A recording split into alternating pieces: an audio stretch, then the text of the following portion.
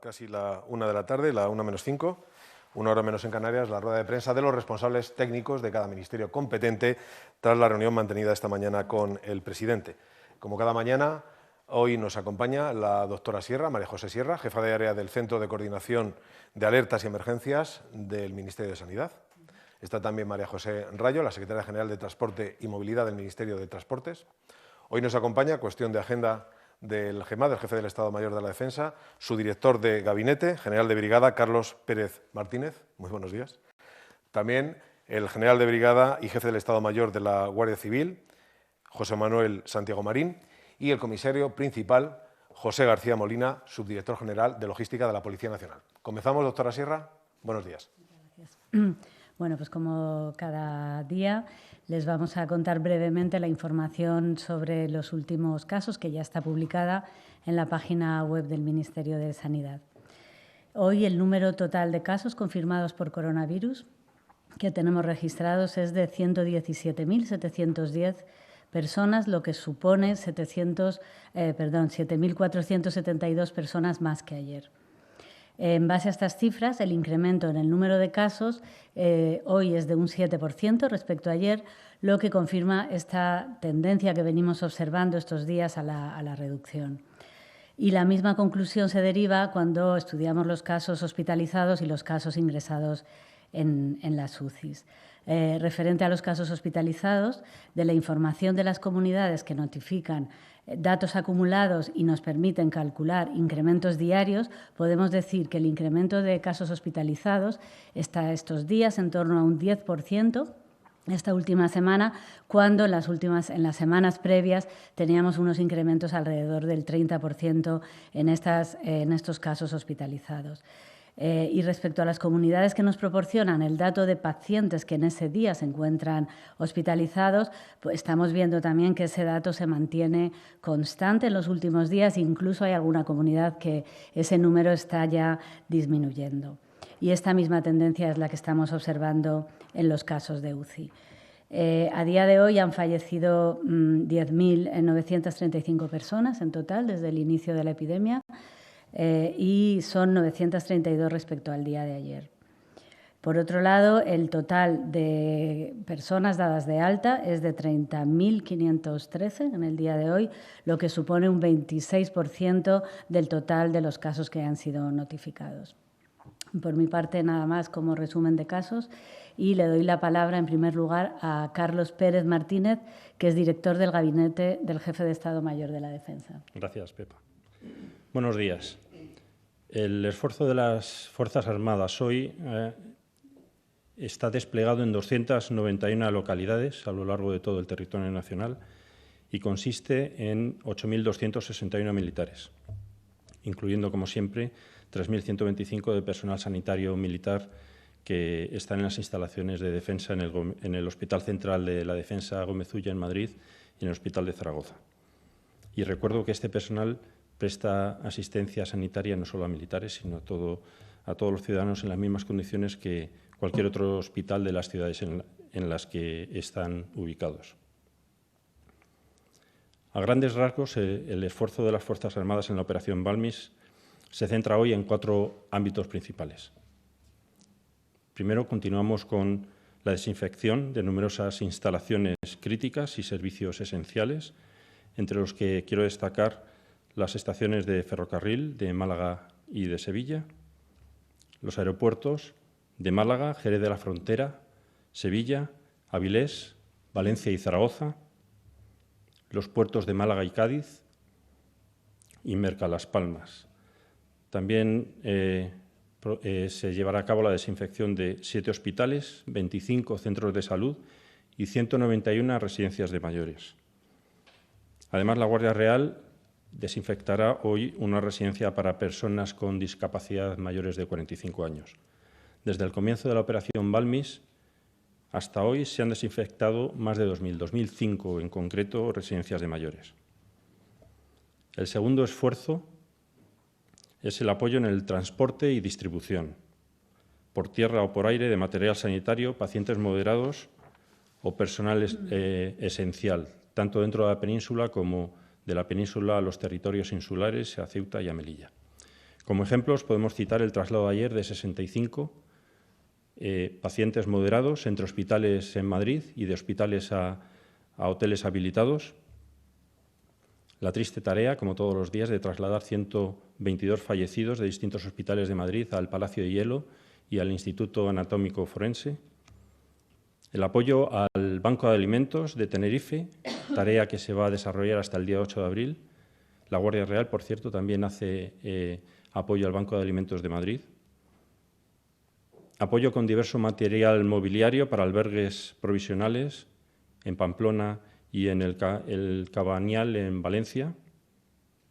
Apoyo con ambulancias en Soria, Zaragoza y León.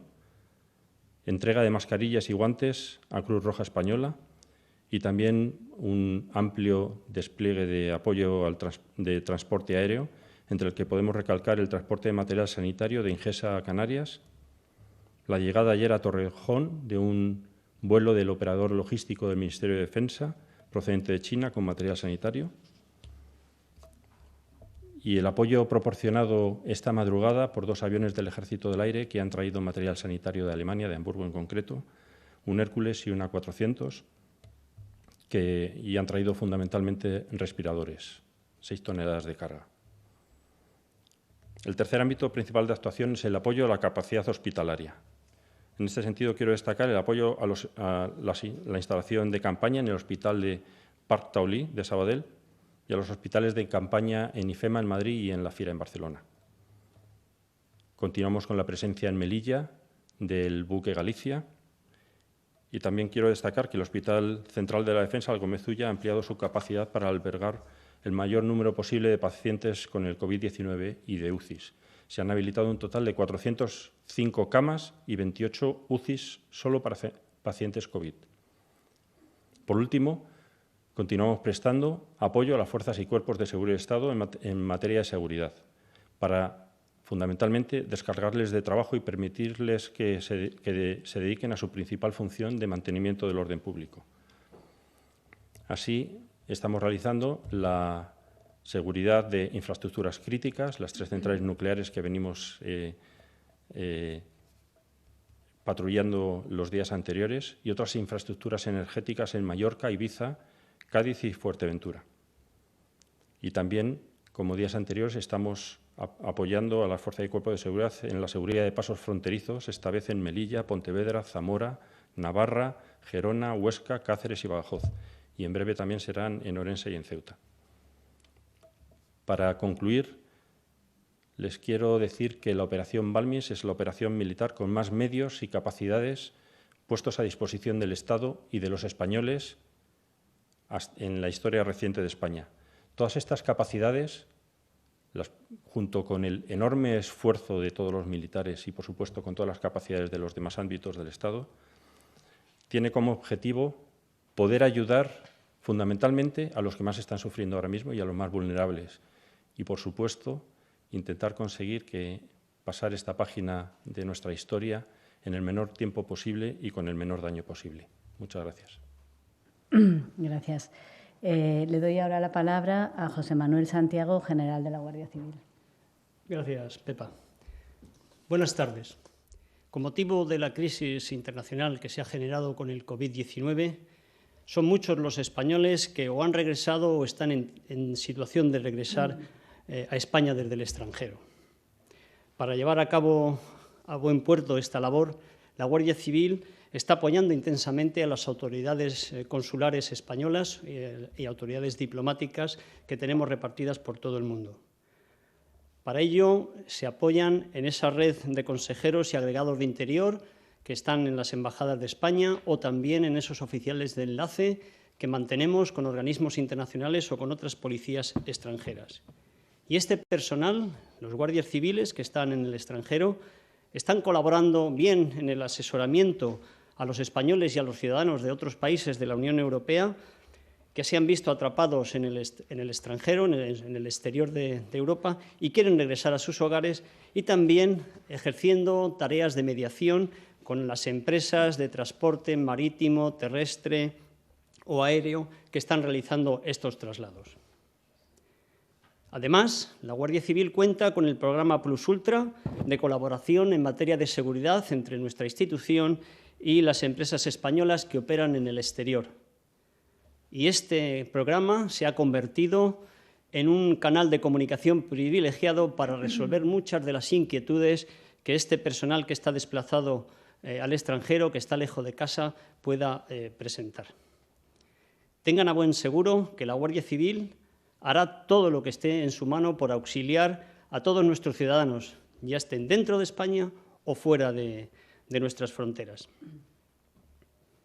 En cuanto a la actuación que lleva a cabo la Guardia Civil dentro de España, en el día de ayer, 37.685 guardias civiles han estado presentes en su puesto de trabajo para prestar servicio en las tareas que tienen encomendadas.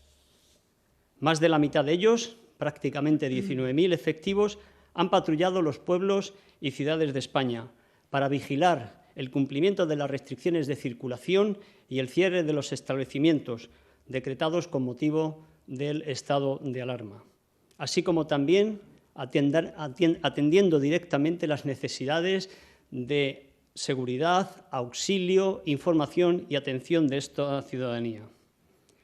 Estas labores nos han permitido identificar a 127.348 personas e interceptar 2.438 vehículos.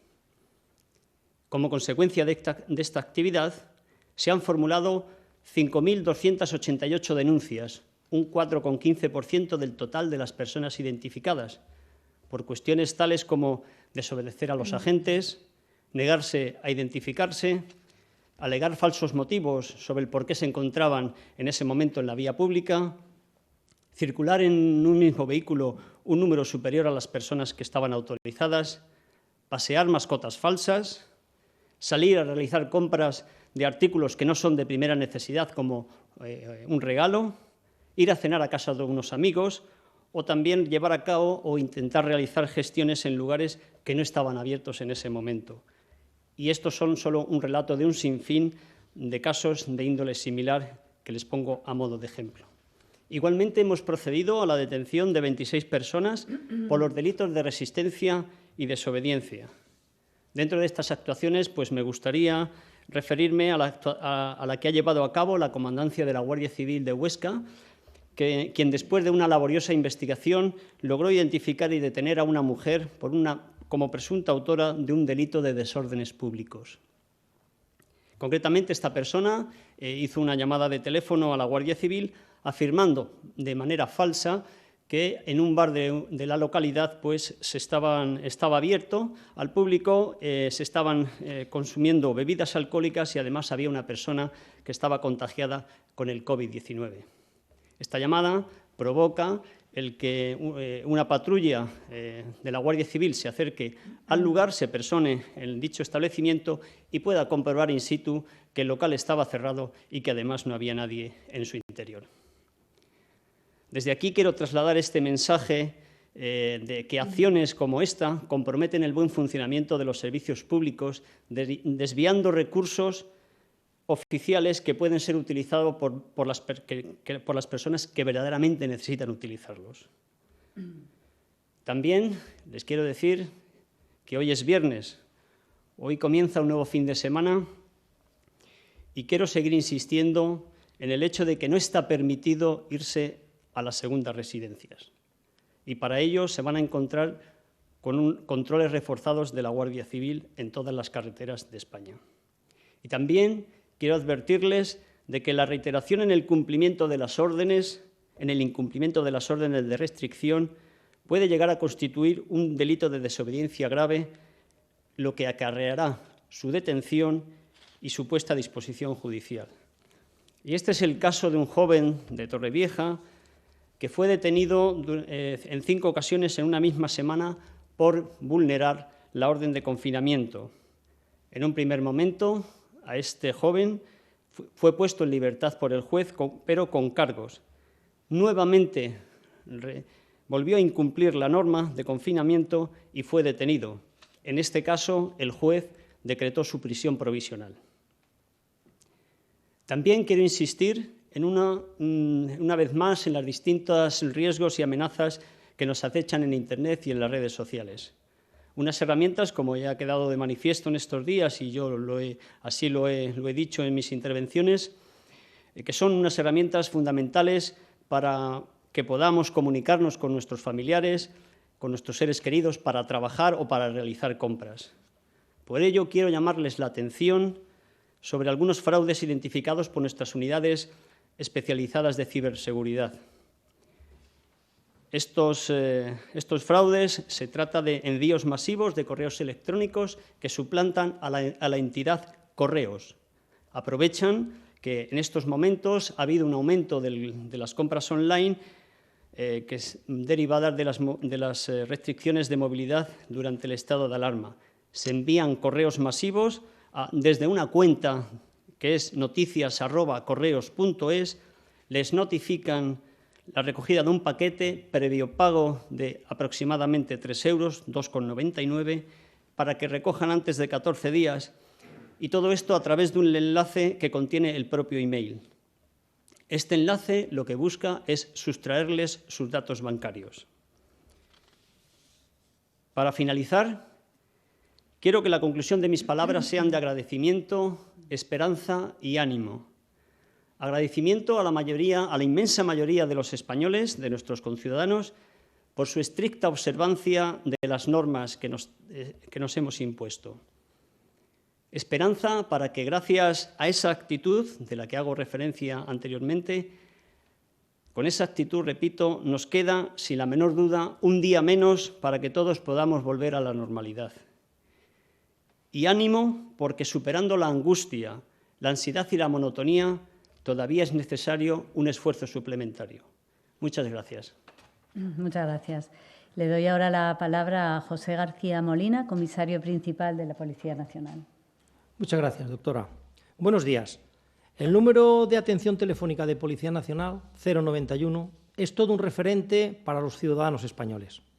Desde los centros de inteligencia de mando, comunicación y control de las grandes ciudades españolas, la policía trabaja 24 horas al día, 365 días al año, realizando la labor primordial para resolver todas las situaciones de urgencia en la que cada segundo cuenta.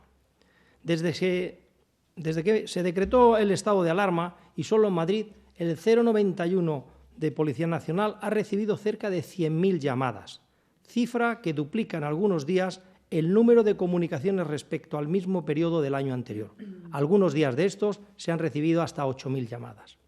Ante esta demanda se ha procedido a duplicar el número de operadores existentes en nuestras salas de coordinación para seguir manteniendo nuestro tiempo de respuesta a esas llamadas de 10 segundos. Muchos ciudadanos contactan con nosotros para alertarnos sobre la conducta de otras personas que no respetan las medidas restrictivas de movimientos, activándose, por tanto, el protocolo oportuno y desplazando a esos lugares una unidad de seguridad ciudadana para verificar tal extremo.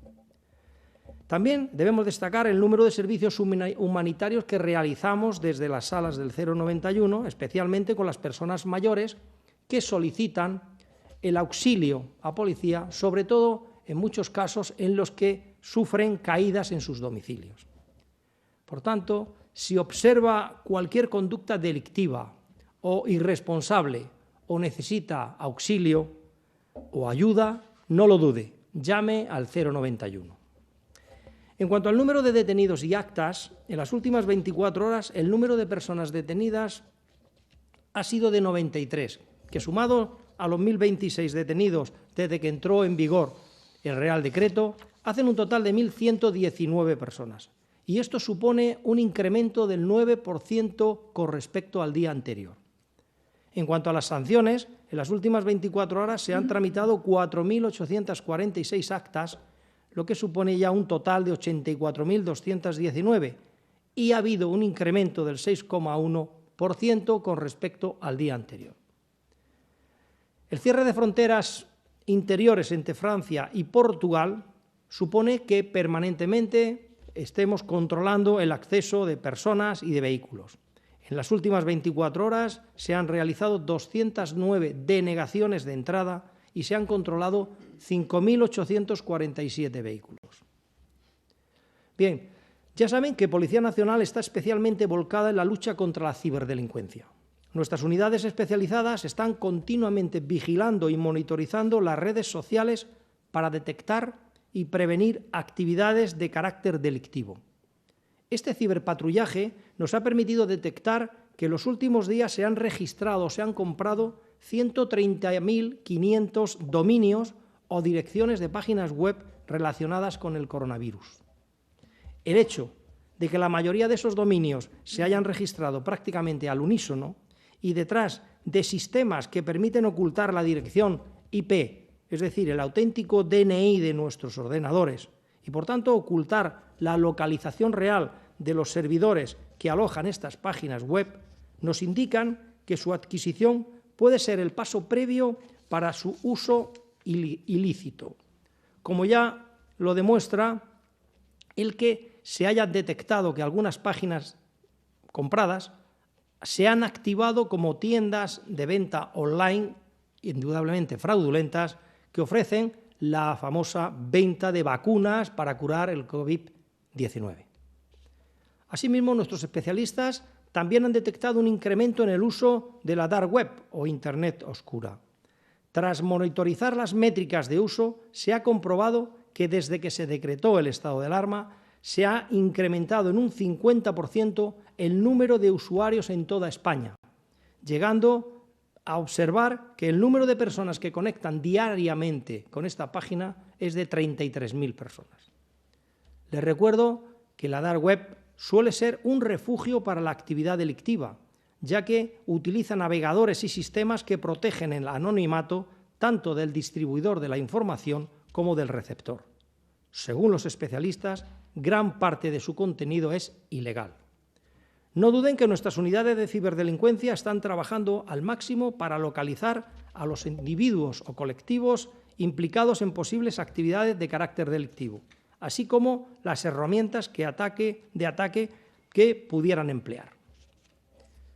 En cuanto a la violencia de género, la violencia doméstica y la violencia sexual, Policía Nacional siempre luchará de forma constante contra estas lacras sociales.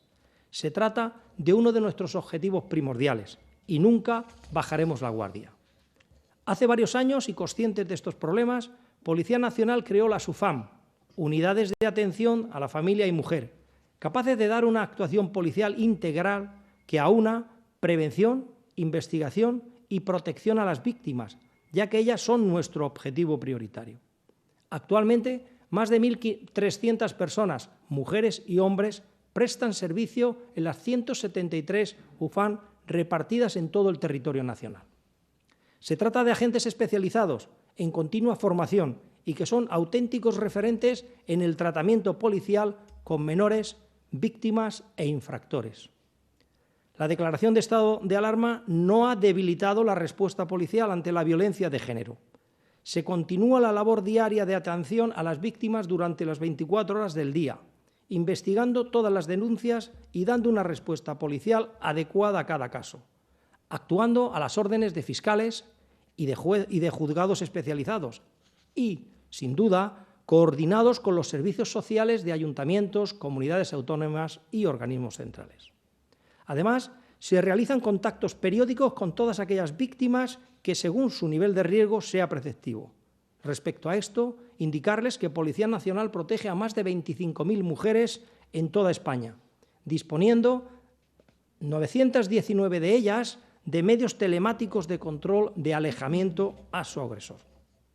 Actualmente estamos viviendo momentos duros que obligan a una reclusión forzada en los domicilios, pero el mensaje de Policía Nacional es claro. Si sufres o conoces una situación de violencia de género, si eres víctima de un delito en el ámbito familiar o si has sufrido algún tipo de violencia sexual, ponte en contacto con nosotros.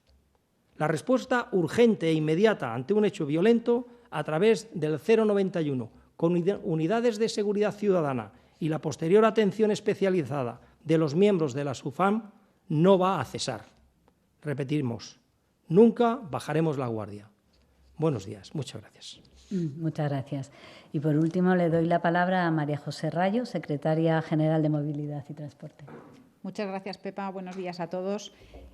Como viene siendo habitual, paso a repasar las cifras de utilización de transporte público durante el día de ayer en primer lugar.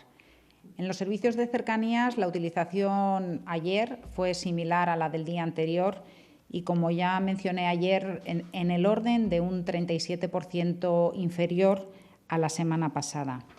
Indicar que hoy se ha implantado un nuevo plan de transporte en diversos núcleos de cercanías de España para adaptar la oferta de trenes a la nueva demanda y cumplir con la normativa aprobada. Ese plan de transporte se implantó en Madrid el pasado miércoles y se implantará en Barcelona el próximo día 6 de abril. En cuanto a los servicios comerciales de Renfe, incluyendo los servicios de alta velocidad, el nivel de utilización está en el torno de los 1.000 pasajeros al día, similar al de los días anteriores y que no llega al 2% de lo que viene siendo un día habitual del año pasado. Indicar también en este punto que mañana, día 4 de abril, se va a implantar también un nuevo plan de transporte para los servicios de media distancia y AVAN, de manera que también se ajustarán los horarios a la nueva situación. De esta manera, los servicios estarán del orden del 25% de los habituales, cuando hasta ahora estábamos en un orden de magnitud del 32%. En los servicios de autobús interurbano de larga distancia estamos también en cifras estables, ya hay poca variación de un día a otro, en el entorno del 2 al 4% en función de los itinerarios. Y en el transporte aéreo, pues igual, también estamos en el entorno de las 370 operaciones al día, cuando en un día equivalente del año pasado estábamos por encima de las 5.300, perdón. Indicar en este punto que en los últimos días se han regresado a nuestro país más de 18.000 españoles que se encontraban en el mundo, de acuerdo con los datos que nos ha proporcionado el Ministerio de Asuntos Exteriores, Unión Europea y Cooperación. En cuanto al transporte de vehículos privados, también mantenemos las líneas de los días anteriores, concretamente de ayer. En los accesos a las principales ciudades españolas estamos en un nivel de reducción del 78%, cifra similar a la de ayer. Algunos núcleos por encima de esta cifra, Madrid o Barcelona, están en el entorno del 80%. Y de media en la red principal de autovías y carreteras en España, la reducción del número de vehículos ligeros está en el entorno del 83%. En cuanto a vehículos privados, también en línea similar a la de ayer, estamos en un nivel de reducción de un 40%.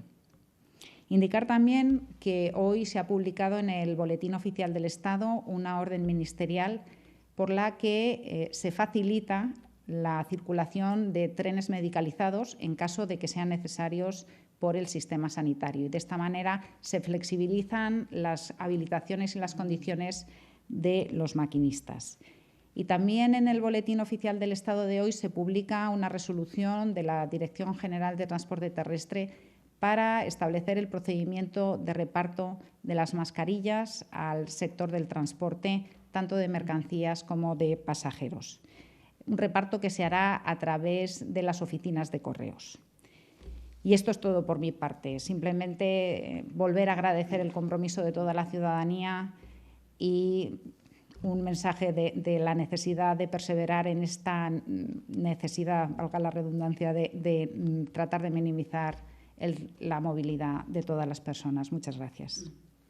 Pues muchas gracias, María José. ¿Hay preguntas? Sí, las hay, y continuamos con la comparecencia. Como estamos haciendo esta semana, creo que podemos saludar al doctor Simón y al mismo tiempo enviar también un mensaje de apoyo a todos los que tienen en este momento coronavirus, entre otros nuestros compañeros, el teniente general Laurentino Ceña y el director operativo, comisario principal de la Policía Nacional, José Ángel González. Doctor Simón, ¿qué tal? Buenos días. Hola, buenos días. Muy bien. ¿Cómo te encuentras? Bien, bien, la verdad es que bien, un poco cansado, pero la verdad es que afortunadamente mi enfermedad está siendo leve. Ya me gustaría que la de todos los demás lo fuera también, pero vamos, en principio estoy muy bien, gracias.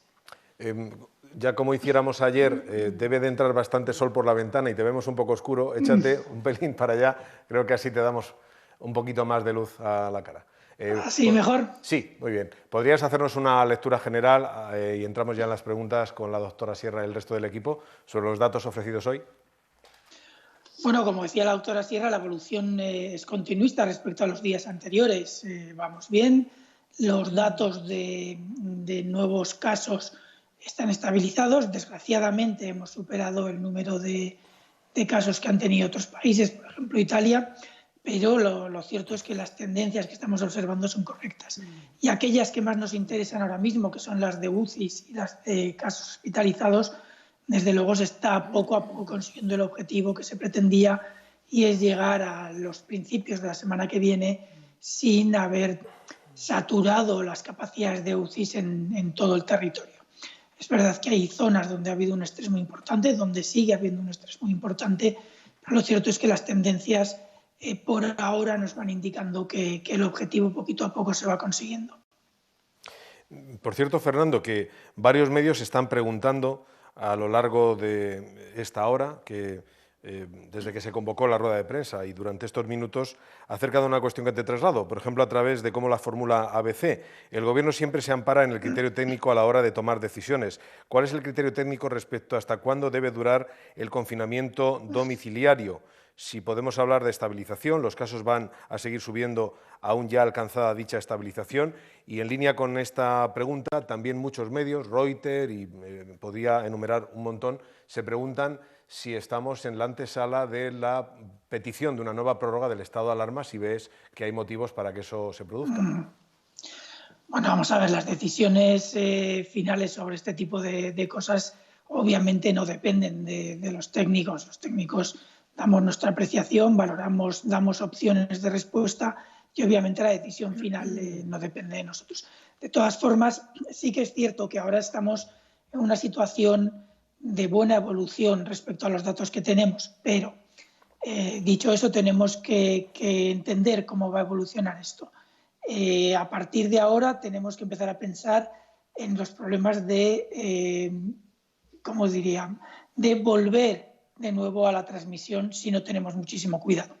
La transmisión hasta ahora la hemos controlado, probablemente ese famoso número de reproducción está ahora mismo en alrededor de 1 o incluso por debajo de 1, y precisamente por eso estamos viendo un descenso en el número de casos diarios, pero existe un riesgo de que si no continuamos con las medidas necesarias durante el tiempo necesario, todo ese avance que hemos tenido vaya marcha atrás. En este sentido, tenemos que probablemente no mantener el mismo aislamiento que tenemos hasta ahora. Es uno de los detalles que hay que valorar si hay que mantener el mismo o si se puede ir relajando en algunos puntos, pero son detalles muy complicados porque no son solamente los aspectos específicos de transmisión, sino también los aspectos específicos de implementación. Cómo se implementa una medida a veces también tiene impacto en la dureza con la que se pueda o no implementar. En este sentido hay un aspecto importante. Hasta ahora nos interesaba asegurar que no había transmisión para reducir al máximo el riesgo de que nuestras UCIs a final de esta semana, a principios de la semana que viene sobre todo, pudieran estar saturadas. Ese era el punto objetivo. Teníamos que tener muy claro que lo conseguíamos. Las medidas que se han tomado eran aquellas tendentes a conseguirlo. A partir de ahora podemos plantear varias alternativas. Podemos mantener esta línea o podemos asegurarnos que, aunque los contactos puedan no reducirse tanto, sí que reduzcamos la forma en que contactamos para que esa transmisión no se pueda producir. Esto implicaría que, no sé si esto va a molestarle a alguien, pero sí que aprendamos de cómo funcionan normalmente, por ejemplo, otras sociedades, como puedan ser los japoneses, en la transmisión, por ejemplo, de la gripe. Tenemos que aprender a utilizar los equipos de protección personal a medida que estén disponibles en grandes cantidades. Tenemos que aprender a reducir los contactos de riesgo y, si se considera necesario que se tiene que evitar cualquier tipo de contacto porque los mecanismos para reducir el riesgo en esos contactos no son suficientes, pues entendemos que habrá que continuar con algunas de estas medidas durante unas semanas más. Gracias, doctor Simón. Luego volveremos a preguntarle alguna otra cuestión, pero ahora querría reiterar que quien nos acompaña hoy desde el Ministerio de Defensa es el general de brigada Carlos Pérez Martínez, director de gabinete del jefe del Estado Mayor de la Defensa, que hoy por cuestiones de agenda no se encuentra en esta rueda de prensa, pero que ha participado en la reunión de los responsables técnicos con el presidente esta mañana. Doctora Sierra, le pregunta a la cadena COPE, ¿por qué España registra un 20% de las muertes por coronavirus del mundo? ¿Hasta qué punto consideran que la falta de prevención es nuestro factor diferencial? Para poder de verdad comparar el porcentaje de muertes que estamos teniendo en España con otros países, creo que es creo que es pronto. Creo que debemos esperar a que evolucione en todos los lugares la epidemia. No estamos todos en el mismo punto de evolución, no estamos en el mismo punto que otros países europeos ni que otros países de fuera de Europa. Entonces, comparar lo que está pasando ahora, que además no todos estamos siguiendo los mismos criterios ni de vigilancia en muchos casos, ni de clasificación de casos, ni estamos en el mismo punto de la epidemia. Comparar eso ahora, francamente, no tiene mucho sentido. Creo que debemos esperar, ver el global de la epidemia en cada país y entonces podremos ver el número de fallecidos, si es superior, si no es superior o cómo podemos compararlo. Hacerlo ahora es jugar con las cifras, pero no tiene sentido. Sin embargo, el periódico de Cataluña plantea una pregunta en una línea paralela. ¿A qué achaca que España haya superado a Italia en número de contagiados pese a que allí comenzó antes la epidemia? Pues la verdad es que la respuesta es un poco la misma, ¿no? Creo que hacer estos juegos de comparación cuando las evoluciones son distintas podemos hacerlos, pero realmente no tienen mucha justificación epidemiológica. Debemos esperar, debemos evaluar el conjunto. En una siguiente fase vamos a diagnosticar mucho más, vamos a ver. Ahora estamos, como hemos dicho en algunas ocasiones, en nuestro país, por la capacidad de diagnóstico que hemos tenido hasta ahora, nos hemos centrado en el diagnóstico de casos más graves, aparte de profesionales sanitarios y personas esenciales, pero nos hemos centrado en el diagnóstico de casos más graves. Cuando vayamos desescalando, vamos a hacer un diagnóstico y para eso nos estamos preparando mucho más amplio en la población y entonces con una foto mucho mejor de la situación es cuando podremos comparar. De verdad que comparar ahora es hacer ejercicios que no tienen mucha base científica realmente. Distintos medios preguntan, EFE por ejemplo lo hace con estos términos. ¿Es cierto que se han suspendido las patrullas mixtas con la Guardia Civil para labores de seguridad ciudadana? ¿Cuál es la razón de esta suspensión? ¿Han llegado a actuar? Bueno, como he dicho antes en mi intervención, en materia de seguridad, el principal cometido que tienen las Fuerzas Armadas es descargar de carga de trabajo a las fuerzas y cuerpos de seguridad del Estado para que se puedan dedicar a su labor principal de mantenimiento del orden público. En ese sentido, de ahí viene todo el trabajo que estamos haciendo en las patrullas de fronteras y en la seguridad de infraestructuras críticas. Las patrullas mixtas es algo que ha estado sobre la mesa, pero por ahora no se ha implementado. No descartamos que se pueda hacer en el futuro. Sí. Adelante, general. Desde que se inició el estado de alarma, la Guardia Civil ha solicitado al Ministerio de Defensa, a través de la Secretaría de Estado, determinados apoyos. Estos se han materializado en el control de fronteras o también en la protección de infraestructuras críticas. Los apoyos, según se van necesitando, se van solicitando y de momento es donde estamos. Quiero también remarcar una cosa, y es que desde que se inició esta crisis, las fuerzas y cuerpos de seguridad, las Fuerzas Armadas, los cuerpos de policía local, los cuerpos de policía autonómica, todos estamos trabajando unidos y en perfecta conexión. ¿Para qué? Para dar un mejor servicio a los ciudadanos. Onda Madrid, por cierto, pregunta cómo se preparan las fuerzas de seguridad ante una hipotética prórroga del estado de alarma. Quizá pueda contestar el comisario principal, José García Molina.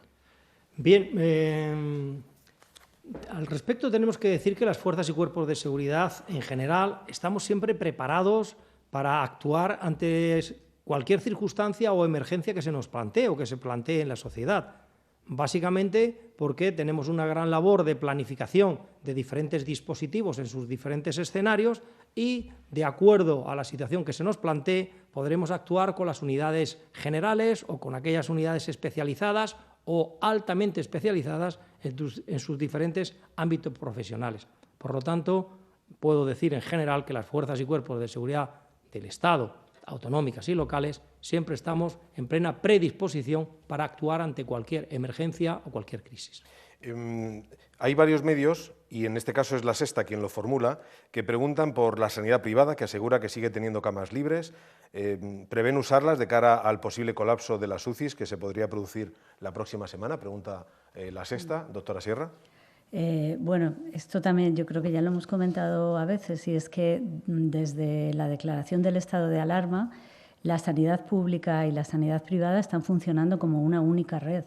Entonces, realmente, en cada comunidad esto lo están gestionando como mejor consideran para sus ciudadanos. Entonces, yo entiendo que habrá comunidades que pueda haber más capacidad de privadas, de públicas, pero sí que me gustaría dejar claro que está funcionando como una única red, como decía. Entonces, la combinación que estén haciendo en cada comunidad seguro que es la mejor por la situación que tienen en cada momento. No puedo decir más porque es una organización interna. Bueno, pues vamos a ir concluyendo la comparecencia. Quizá le podamos trasladar al doctor Simón un par de cosas más. Doctor, ¿sigues ahí? Sí, aquí estoy. Sí, bueno, había una cuestión que se ha planteado también en las personas que están viendo esta comparecencia y nuestros colegas, los medios de comunicación, lo han planteado. Estoy buscando la pregunta, por ejemplo, Servimedia lo plantea así, OK Diario también lo ha hecho. ¿Por qué el presidente rompe el confinamiento duro que él mismo ha ordenado el fin de semana para visitar una empresa que está fabricando respiradores? ¿Se trata de una visita esencial prevista dentro de las restricciones del Real Decreto Ley? Debo añadir que, en efecto, el presidente acaba de visitar una fábrica en Móstoles donde se están produciendo respiradores, en efecto. Doctor. Hombre, vamos a ver, yo no he definido los servicios esenciales, pero me costaría mucho como ciudadano de España pensar que las labores del presidente del Gobierno no forman parte de los servicios esenciales, como de algunos otros miembros de dicho Gobierno. No puedo juzgar mucho si la visita es esencial o no. Lo que sí que puedo decirles es que en esta empresa, como en otras empresas que el Ministerio de Sanidad y otros ministerios están trabajando con ellas para conseguir proveer a España de los recursos necesarios para hacer frente a esta epidemia, sí que están realizando servicios esenciales y requieren todo el apoyo necesario, institucional y social por parte de nuestra población.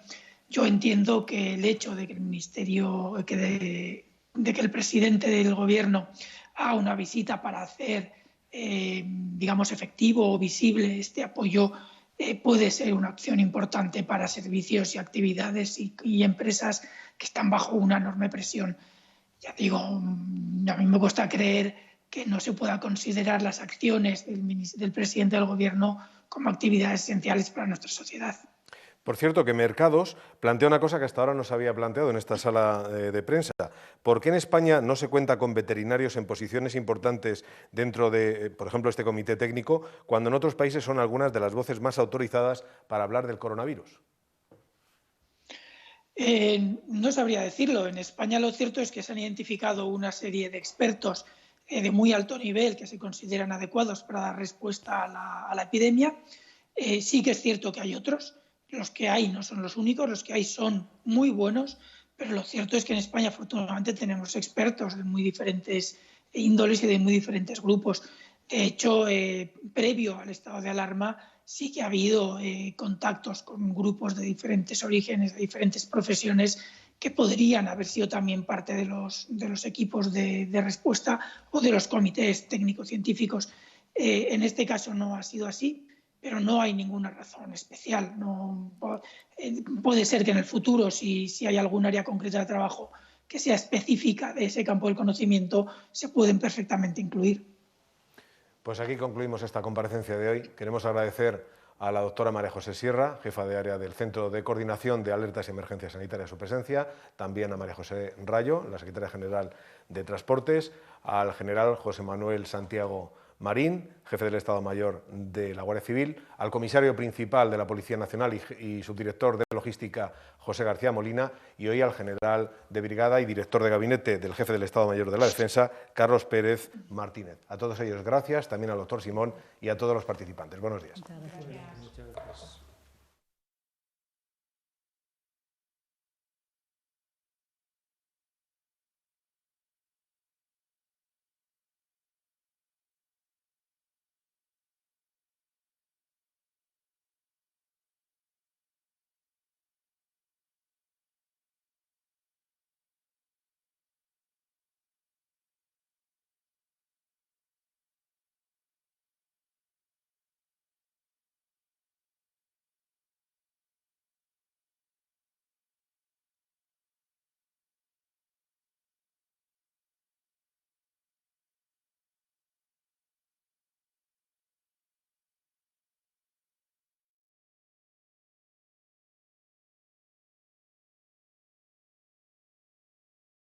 €1,5, €2, €2,5 por hora de atención no fogar en función da renda. Estos 12.000 que contratamos hoxe non pagarán nada porque entendemos que estamos nunha situación evidente distinta.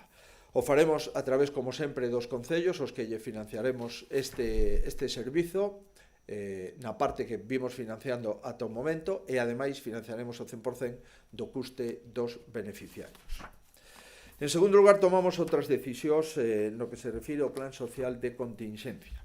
Hoxe vimos de tomar a decisión de que a Xunta de Galicia asumirá o 100% das cotas que pagaban todas as familias galegas nos seguintes servizos: escolas infantís públicas, concertadas e de iniciativa social, centros de día de maiores públicos, centros de día de atención ao Alzheimer e centros de día e ocupacionais para persoas con discapacidade, tanto públicos como de iniciativa social.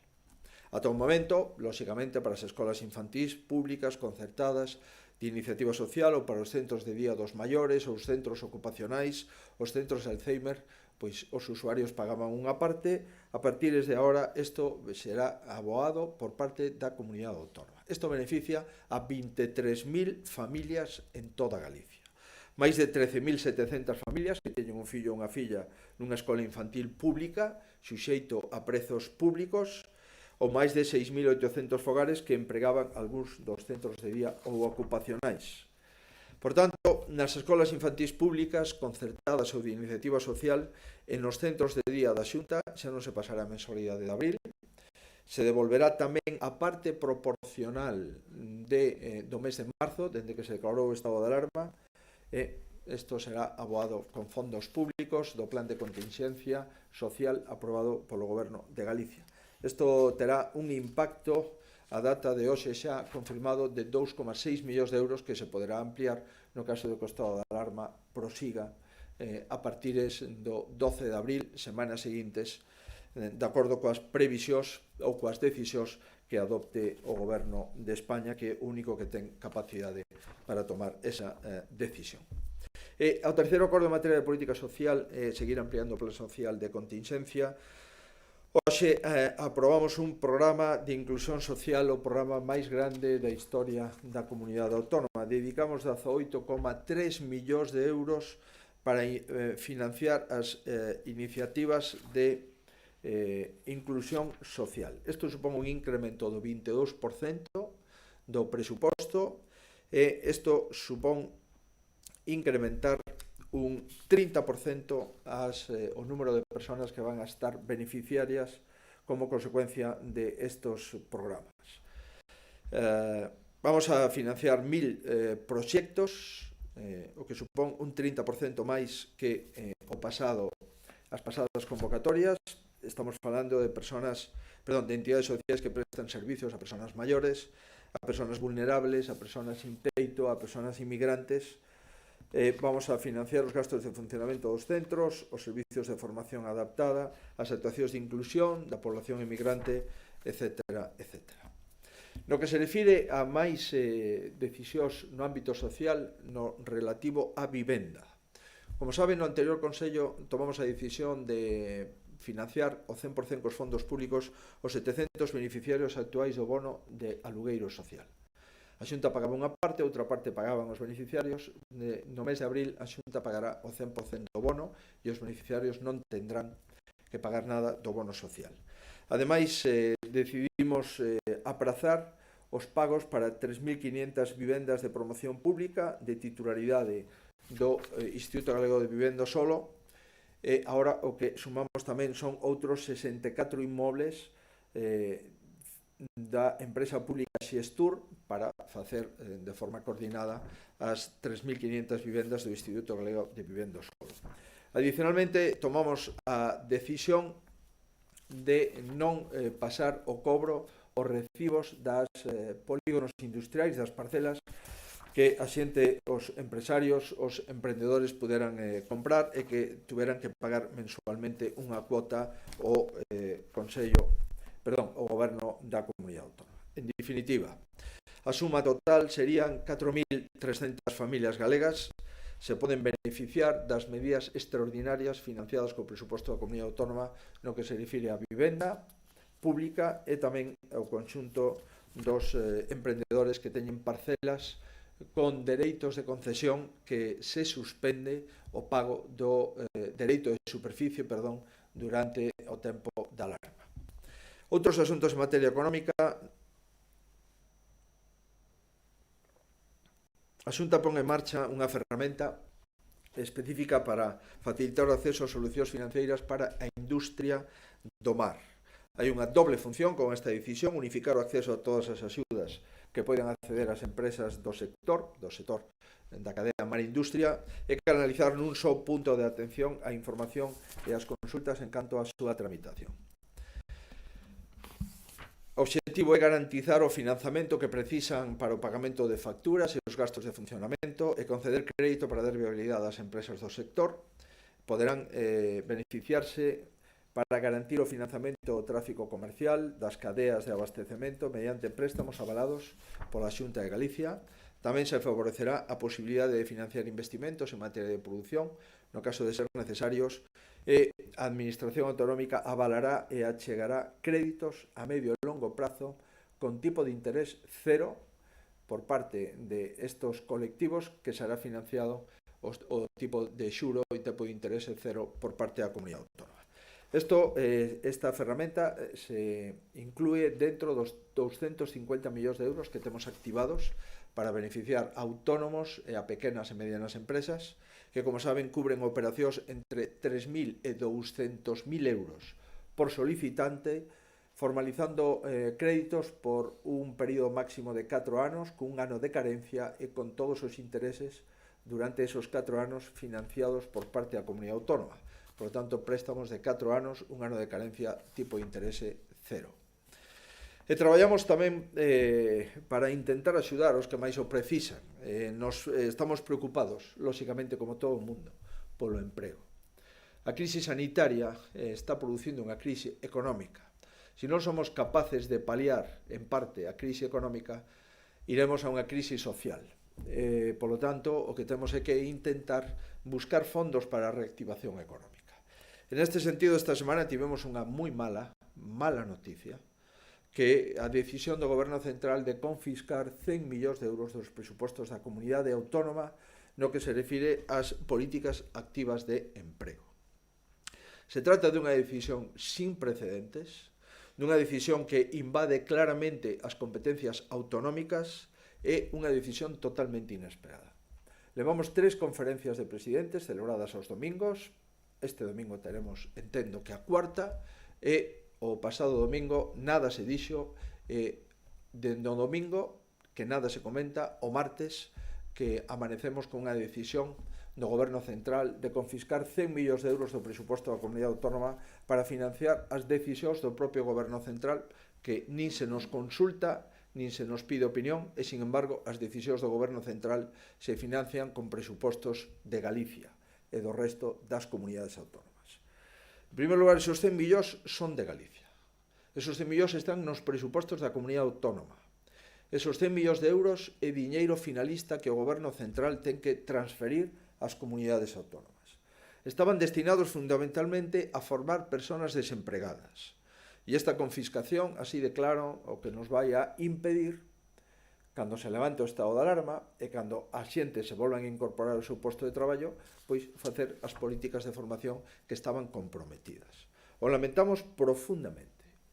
Tiñamos 8 programas de formación pactados cos sectores e supón que non vamos a poder facelos por unha retirada unilateral do crédito de 100 millóns de euros aos presupostos da Comunidade Autónoma. Isto supón que queda sin financiamento o plan específico para a formación no sector naval, o plan específico para a formación no sector da automoción, tamén no sector forestal, e así como as unidades formativas de empresas. Isto supón que 34.000 galegos que iban a participar en formación para desempregados non poderán facelo como consecuencia da retirada unilateral dos fondos da Comunidade Autónoma por un importe de 100 millóns de euros. Para entendernos, isto supón que os obradoiros de emprego que estaban convocados non os vamos a poder adxudicar, e isto supón que os convenios co sector forestal, co sector da automoción e co sector naval, coas empresas destes sectores para financiar o emprego a través da formación de estos 34.000 desempregados galegos se quedan sin dotación presupuestaria. Nos parece grave, nos parece que é unha decisión moi perigosa seguir tomando decisións por parte do Goberno central e que despois sexan as comunidades autónomas os que teñen que financiar unhas decisións que nin son consultadas, nin entran no seu ámbito competencial. Nos parece que é unha decisión absolutamente unilateral que non podemos compartir.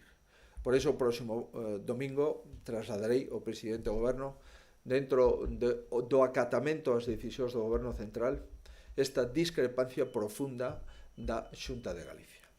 E por último, como digo, temos que empezar a traballar no ámbito económico. Temos que diseñar medidas para a recuperación paulatina da nosa economía.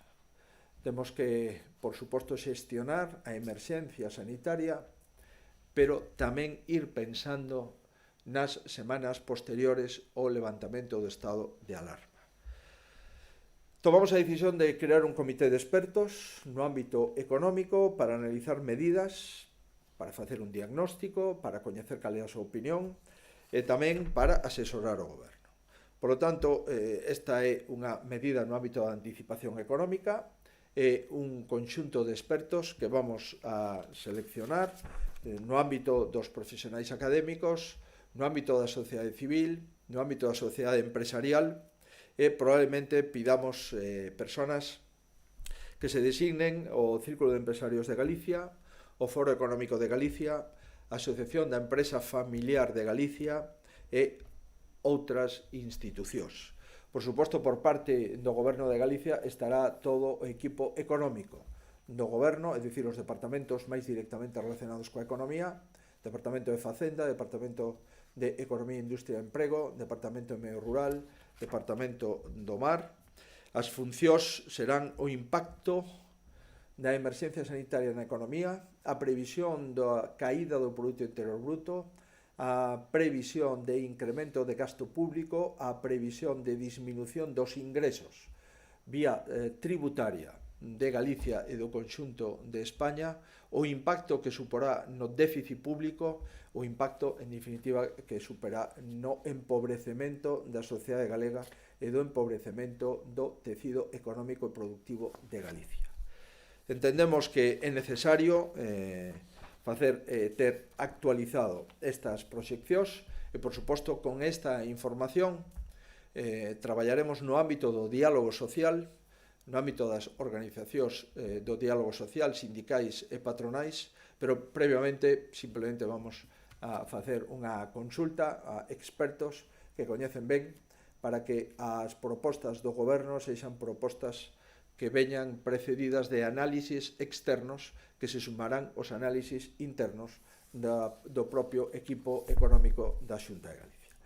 En definitiva, pechamos esta rolda de prensa, seguimos traballando, sentando as bases do que creemos que é responsable empezar a pensar no día despois, a alarma, no día despois a emerxencia sanitaria, pero sobre todo, por suposto, seguimos centrados no día a día. Seguimos coa prioridade número 1, que é a asistencia sanitaria. O sea, a nosa prioridade, o noso obxectivo. Un obxectivo que céntranos no importante, que é en como podemos, en primeiro lugar, diagnosticar a máis xente. Facer test, cantos máis millor. Non ter medo ao número de persoas que localizamos como positivos. Eso quere dicir que estamos facendo o noso traballo. Cantos máis positivos, máis diagnosticados. Cantos máis diagnosticados, menos contagiados. Por lo tanto, ese é un traballo que vamos a seguir e a proseguir. O importante é ter o maior número de persoas diagnosticadas para ter o menor número de persoas contagiadas. Por conseguinte, o número de test sigue sendo fundamental na nosa actividade. Vamos a seguir facendo test, en primeiro lugar, a todas as persoas con sintomatoloxías e que den unha situación de disminución da súa saúde. Por suposto, test nas residencias da terceira idade e mantendo, por suposto, todos os test dentro dos hospitais en todos os servizos. Vamos a seguir traballando a eso. Vos lles animo a todos e, por suposto, a que se sigan cuidando, que é o mellor que poden facer pola sociedade no seu conxunto, pola súa familia en particular e por vostedes mesmos. Moitísimas grazas. Hai preguntas, me imagino. Sí, buenas tardes. Primero una duda sobre los asuntos de Consello. Pregunta Europa Press si la asunción de las cuotas de escuelas infantiles, centros de día y demás servicios tendrá efectos retroactivos también para el mes de marzo y si se aplicará a la tarifa de servicios como el comedor. Sí, a resposta é que isto se fai con carácter retroactivo, non sei se dos día 15 de marzo ou 16 de marzo. E entendo que esa tarifa de devolución é unha tarifa que afecta non solamente ao servicio de escola infantil, senón tamén a aqueles servicios complementarios que se utilizasen nesa escola infantil, no caso do comedor de forma explícita. Hay varias sobre residencias. Cadena Ser pregunta que fallou na xestión da crise nas residencias de maiores para que se teñan convertido no principal foco de infección e se vai intervir a Xunta a curto prazo algunha máis. Evidente que todas as administracións públicas, a Xunta, o Goberno Central e os concellos estamos traballando para conter o virus, cada un con maior intensidade na súa área competencial. Nunca será suficiente todo o que podamos facer para conter o virus, tanto fora das residencias como dentro das residencias. Nada do que faremos, nin o que fixemos, nin o que vayamos a seguir facendo será o 100% seguro para conter ese virus. Se o 70% da poboación, según os datos epidemiolóxicos, vamos a contraer o virus, pois é evidente que estamos todavía nunha fase inicial de contracción de virus. É certo que hai moitos sistemas inmunolóxicos de moitas persoas que, tendo o virus, prácticamente non teñen sintomatoloxía. Hai outras persoas que, sendo xoves, mozas, fortes, pois teñen unha sintomatoloxía menor, pero o que nos dicen é que o 70% da poboación vai a contraer o virus, antes ou despois. Por tanto, isto non é unha cuestión exclusiva das residencias. O virus está atacando fora das residencias, dentro das residencias, e nos sigue ocupando e preocupando. Dunha forma moi especial nas residencias. O dixemos dende a primeira rolda de prensa que tivemos, o advertimos na conferencia de presidentes, que as residencias das comunidades autónomas eran lugares especialmente vulnerables. Que é o que estamos facendo? En primeiro lugar, levando a residencias, a maioría delas privadas, material que non tiñan, que non dispoñían. E, de feito, neste momento levamos máis de 529.000 mascarillas entregadas ás residencias. Máis de medio millón. Máis de 12.000 litros de solución hidroalcohólica e, por suposto, pois gorros, calzas desbotables, máis de 354.000 guantes e vamos a seguir traballando, sin distinguir si son residencias públicas, residencias de iniciativa social, residencias concertadas ou residencias privadas. En segundo lugar, o que fixemos é adoptar a decisión de que todas as residencias estuveran tuteladas por médicos de atención primaria ou por médicos de xenteroloxía ou por médicos de medicina interna nos hospitais.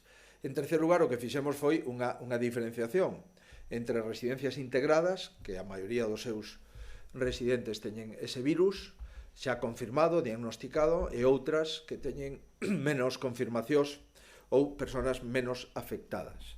E estamos intervindo en residencias privadas, neste caso 2 residencias privadas, e, insisto, estamos facendo máis test que nunca nesos centros, priorizando esos centros. Hai 2 residencias privadas que acabamos de intervir. Eu non quero prexulgar nada, o que si digo é que se observamos que hai residencias cunha porcentaxe importante de contagio, as intervimos e nomeamos directores por parte da Xunta de Galicia e abrimos expedientes informativos no caso de que consideremos que así fose necesario. Por tanto, non sería responsable, na miña opinión, nin xusto a xeneralización dos problemas das residencias. Neste momento, o dato que temos de personal con diagnóstico positivo de virus nas residencias afecta o 2% do total das prazas. Neste momento está por debaixo dos 500 usuarios.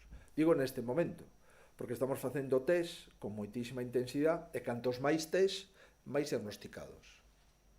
Por conseguinte, o importante é se somos capaces de tratar e de diagnosticar a estas persoas que moitas veces teñen patoloxías de base, que teñen unha idade avanzada. De feito, a idade media das persoas que fallecen está en algo máis de 80 anos, e o número, insisto, de usuarios diagnosticados xa nas residencias é o 2% do total das prazas, un pouco menos de 500 usuarios. Seguro que ao final do día haberá máis xente diagnosticada.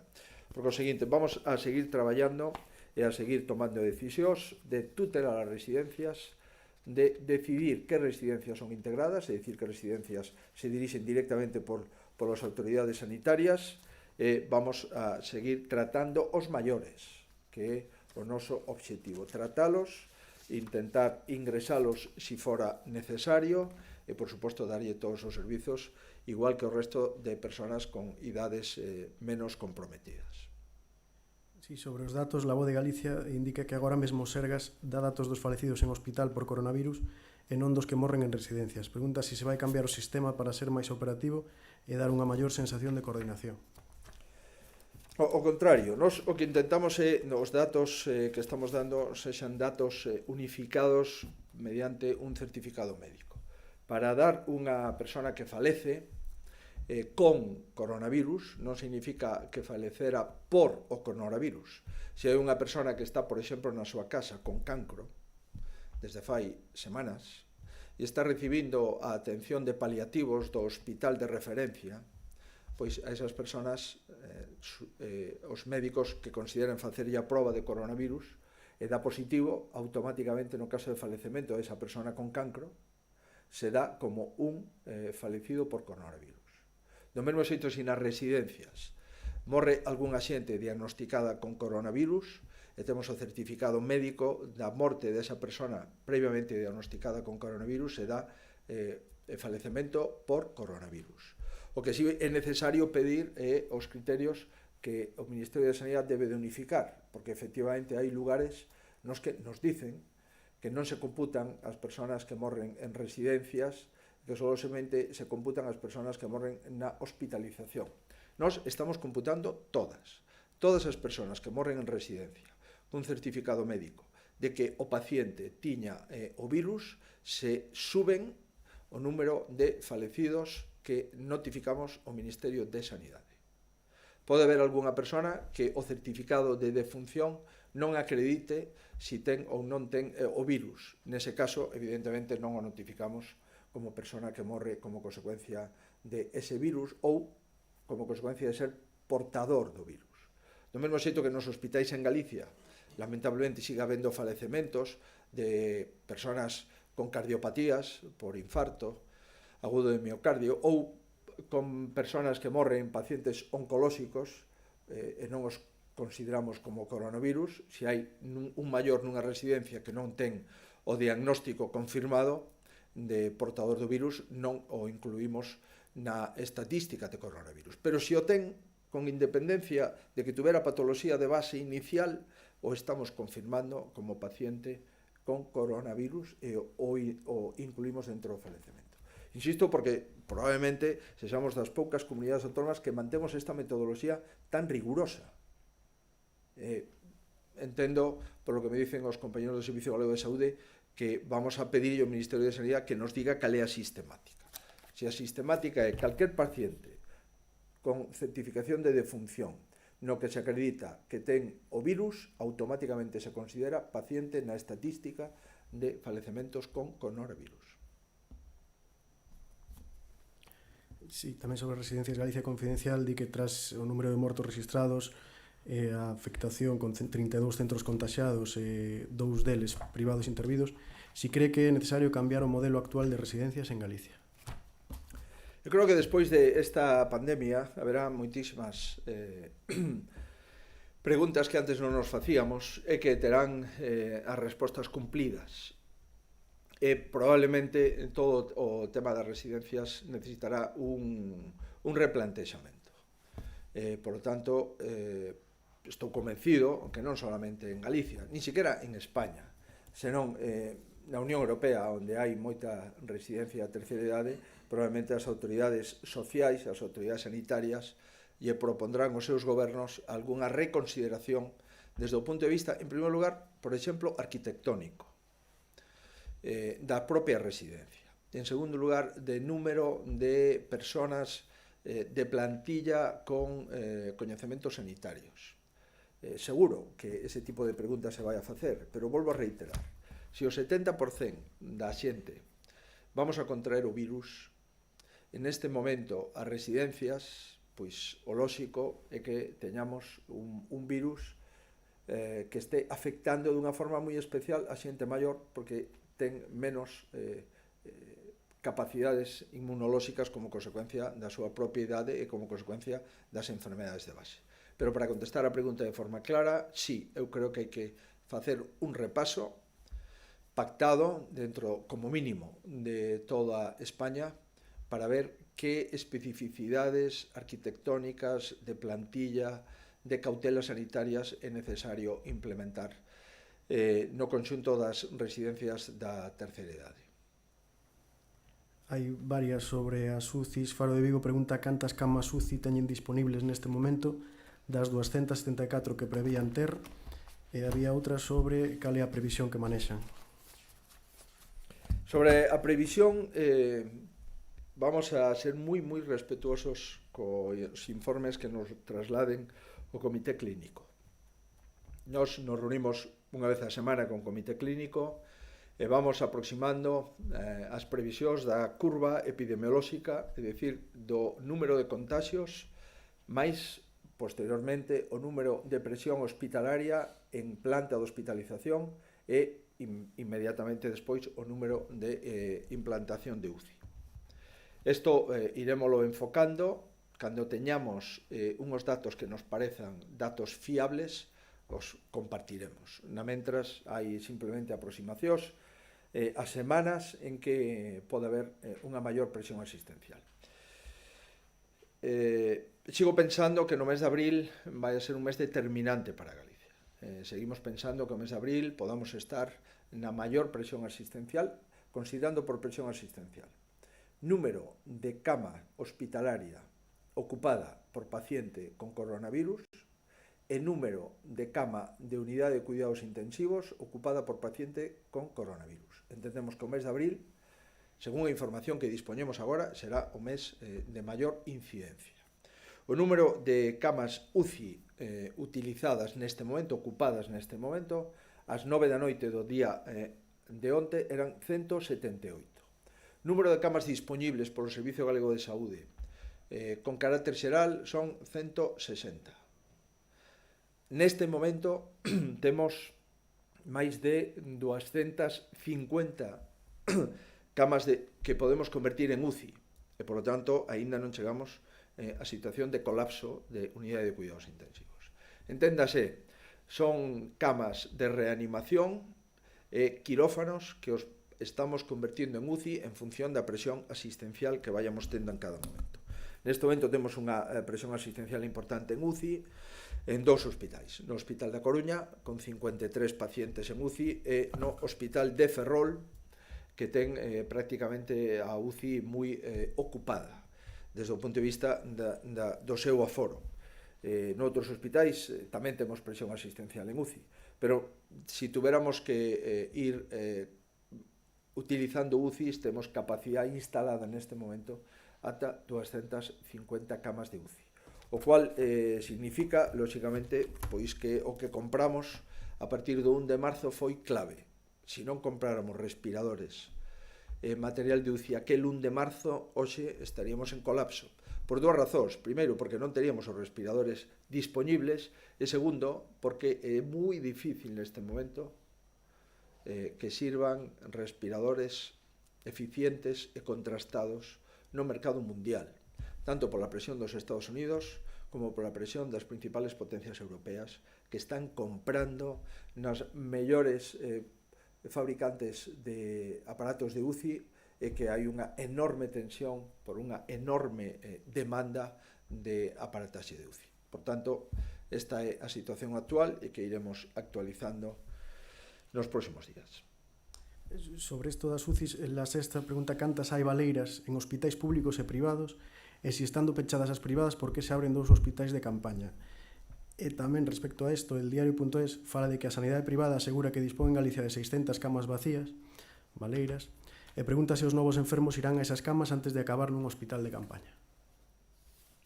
Creo que intentamos contestar este asunto. Toda a planta de hospitales públicos e privados está a disposición do Servicio Galego de Saúde. Isto está protocolizado no plan de contingencias da pandemia, que aprobamos fai semanas.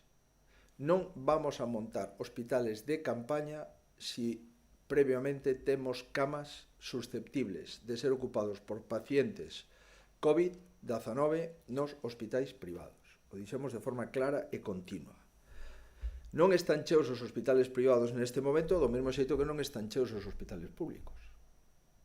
Se o Servicio Galego de Saúde ten máis de 7.000 camas e temos unhas menos de 900 camas de COVID, pois é evidente que temos todavía camas sin ocupar.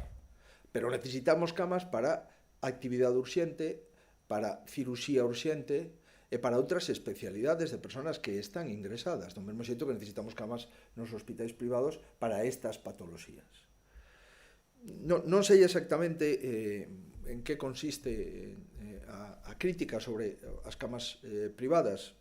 Non sei se o que se pretende é criticar que non se use todas as camas da sanidade privada e simultaneamente criticar que utilizamos a sanidade privada. Non sei exactamente. Nós temos un protocolo e o vamos a seguir plantexando. Non haberá hospitales de campaña na mentras non teñamos o aforo cuberto de cama pública, de cama privada, de acordo con o noso plan de actuación. Por exemplo, neste momento hai 124 pacientes de coronavirus en hospitales privados, ingresados. E se necesitamos en un hospital concreto, nun área sanitaria concreta, seguiremos remitindo os hospitales privados. Pero, reitero, hai hospitales privados que queremos deixar para cirurxías urxentes, hai outros hospitales privados que non teñen UCI, co cual non ten ningún sentido ingresar a pacientes moi comprometidos co virus, e hai toda unha tipoloxía de hospitais públicos e privados que estamos ordenando. Ningún xerente ten ningunha decisión do Servicio Galego de Saúde de non ocupar camas privadas. Va a ocupar todas as que considere oportuno. E por último, decirlle que o número de camas UCI dos hospitales da rede de hospitales privados en Galicia son 44 camas UCI. Non pensemos que temos miles de camas de UCI nos hospitais privados sin utilizar. É evidente que hai en algunhas comunidades autónomas, e vin algún comunicado de algunha corporación da sanidade privada que denuncia que ten camas sin utilizar e que quere facturar por esas camas con pacientes dos sistemas públicos de saúde. Bueno, esa é un plantexamento de esa asociación. Dende logo, nos consultados as persoas, as entidades que teñen hospitales privados en Galicia non hai esa sensación, polo menos a nós non nos la refiren. Pero, reitero, sería bo poñerse de acordo en cal é a estrategia. Nós temos unha estrategia clarísima. Todas as camas públicas e privadas, todas as UCIs públicas e privadas están a disposición da Consellería de Sanidade. Iremos ocupando camas públicas e privadas de acordo cos criterios asistenciais de cada área sanitaria.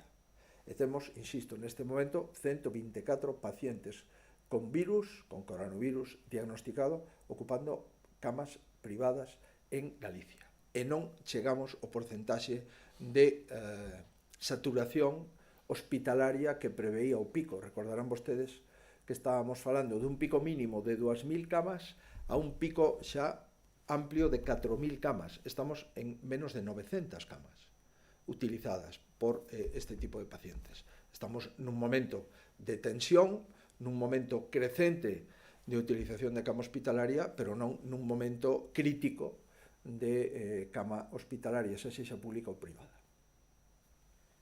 Sí, en lo que respecta a la sanidad privada, Europa Press pregunta, cuando se habla de intervención de sus recursos, ¿en qué términos se producirá? ¿Si se van a sufragar solo los gastos que se deriven de la prestación del servicio o se pagará al centro privado por la ocupación de las camas? Non entendo moi ben a diferencia entre unha cosa e outra. Entendo que hai unha tarifa para determinadas patoloxías, depende do concerto, hai concertos por patoloxía, hai concertos por estancia, hai concertos que se pagan por o número de pernoctas, de estancias diarias dun paciente, hai outros concertos que o que se paga é por actividade, normalmente cando hai actividade cirúrxica, por unha prótesis de cadera ou por unha lente intraocular ou por outro tipo de intervención, dependerá da actividade que necesitamos e dependerá do concerto que temos. Evidentemente que a sanidade privada se vai a pagar. Por eso hai algúns hospitales, na miña opinión, fora de Galicia, que están reclamando pois que se utilicen máis os hospitales privados. Pero, insisto, claro que vamos a pagar. Se utilizamos un servizo, pois, salvo que o titular da sanidade privada, nese caso, pois condone unha parte das súas tarifas, claro que vamos a ter que pagalas, sin ninguna dúbida. Sí, Geciencia indica que o Instituto de Salud Carlos III leva unha semana alertando nos seus informes de vigilancia da mortalidade dun retraso nos datos que pasan aos registros civis de Galicia e La Rioja. A que se pode ser debido isto? Pois a verdade é que non sei. O registro civil, salvo que estea trabucado, depende do Poder Judicial. Non sabemos, pero nos podemos interesar, por suposto. Se hai algún retraso de registrar ou de inscribir os falecementos que se están producendo en Galicia, nos podemos interesar nos registros civis que están a disposición dos galegos nas cidades de Galicia. Informativos Telecinco pregunta si cree que el Gobierno va a poder convalidar los decretos económicos y si considera que está trabajando con lealtad con las comunidades autónomas y compartiendo información de esas medidas antes de aprobarlas. Yo creo que hay un alto grado de lealtad en este momento de los partidos políticos con el Gobierno. Creo que el partido mayoritario de la oposición está mandando un mensaje de una enorme lealtad. Ha convalidado el decreto de alarma llevado por el presidente del Gobierno, a pesar de que en ese decreto de alarma se decidía un criterio para la actividad económica que fue cambiado radicalmente posteriormente en una noche de un domingo a las 23:30 horas sin haber informado previamente al grupo mayoritario de la Cámara como mínimo, aunque parece ser que no informó a ningún grupo de la Cámara, eso no lo tengo confirmado.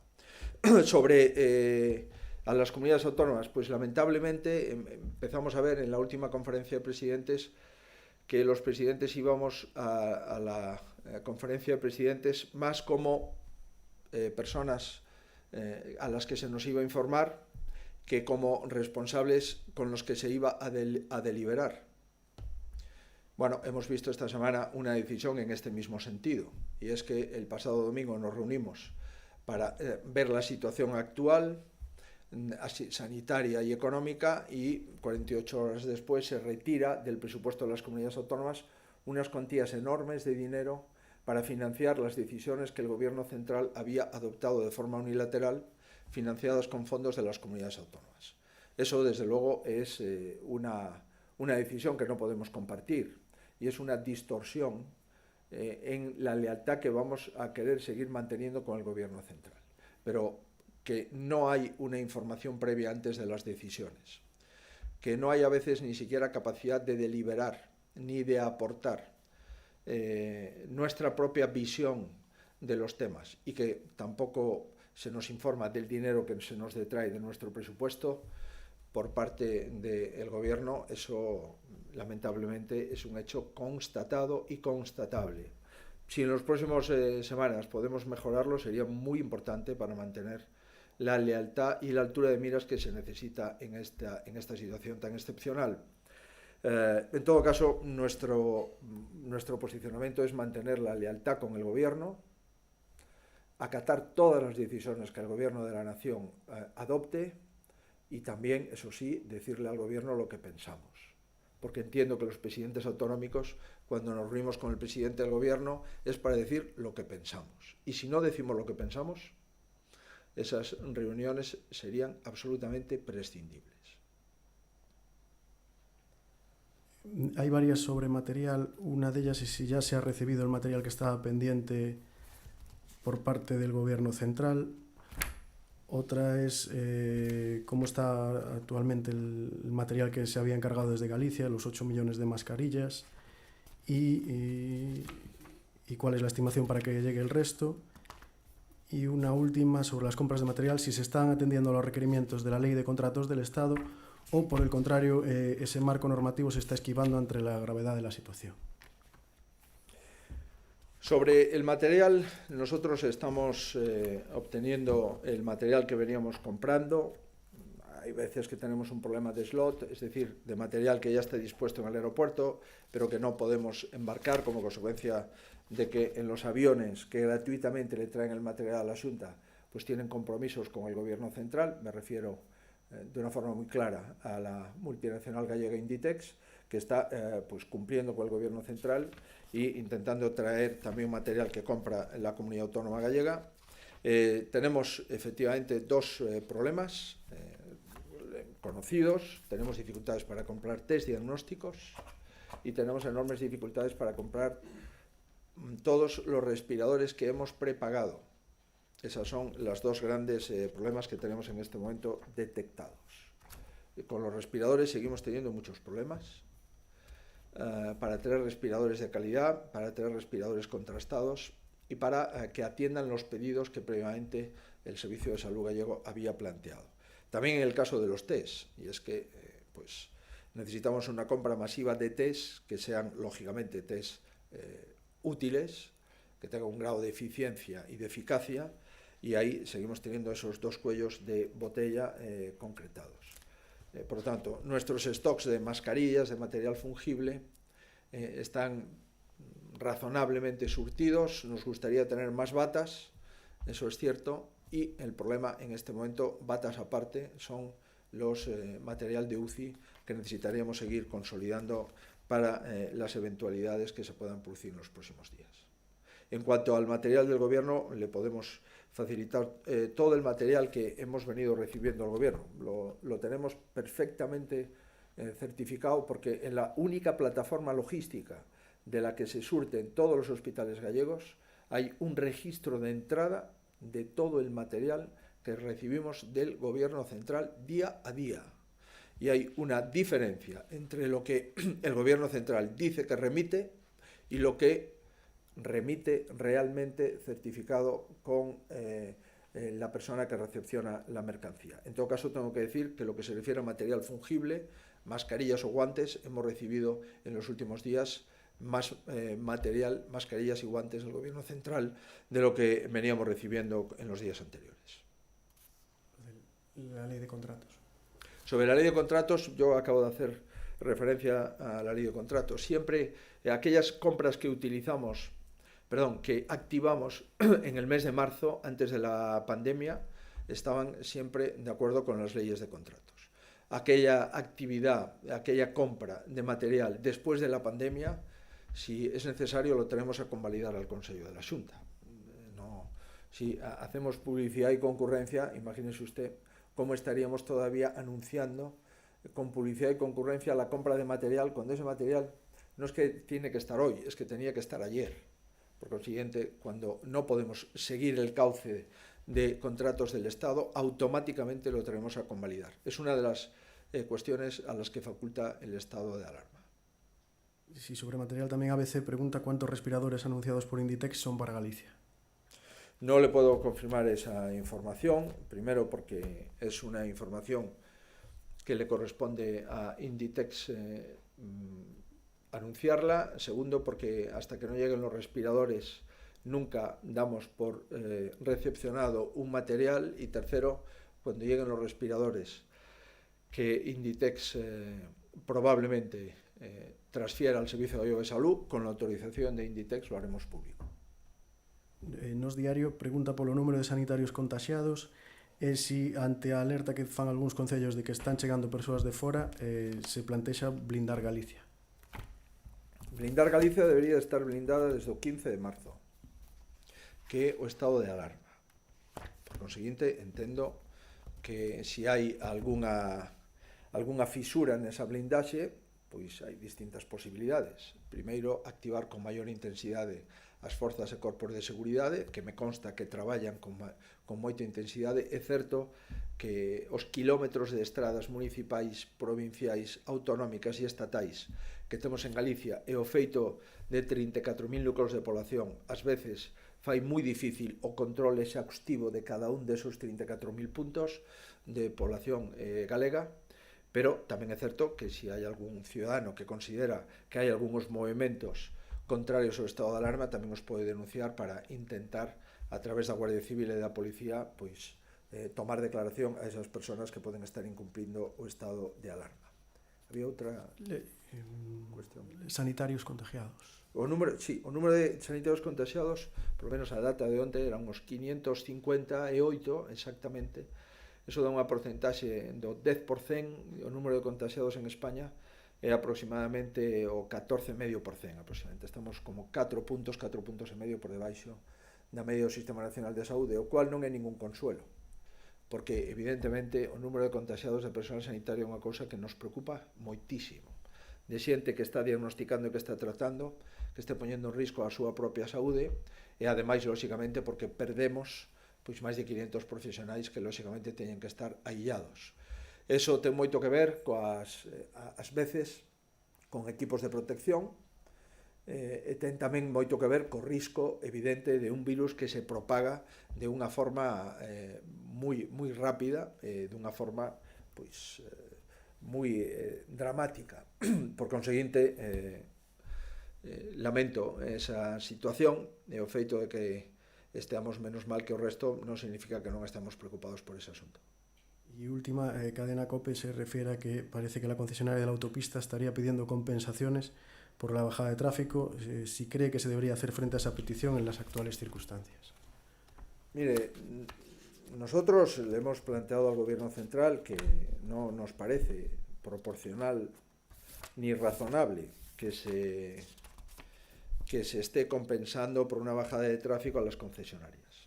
Eso lo hemos dicho al Ministerio de forma clara, lo ha trasladado la Consellería de Infraestructuras.